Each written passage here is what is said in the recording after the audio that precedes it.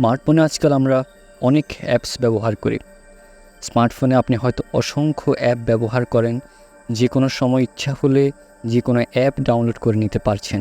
তবে আপনার ফোনের এসব অ্যাপ কিন্তু চুরি করতে পারে আপনার ব্যক্তিগত তথ্য। জি হ্যাঁ, আপনি ঠিক শুনেছেন। ফোনে অ্যাপ ডাউনলোড করে ঢুকতে গেলে নানা পারমিশন দিতে হয়।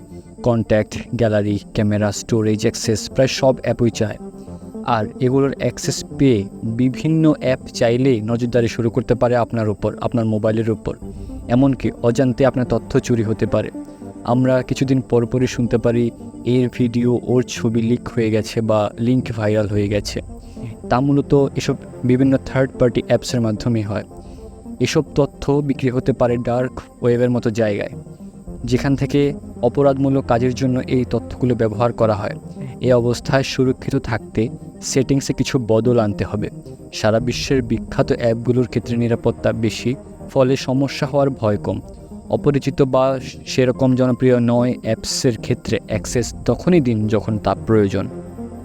এসব অ্যাপস চাইলে আপনার ফোনের গ্যালারি, আপনার নাম্বার, এমনকি আপনার রাউটারের পাসওয়ার্ডটি পর্যন্ত জানতে পারে।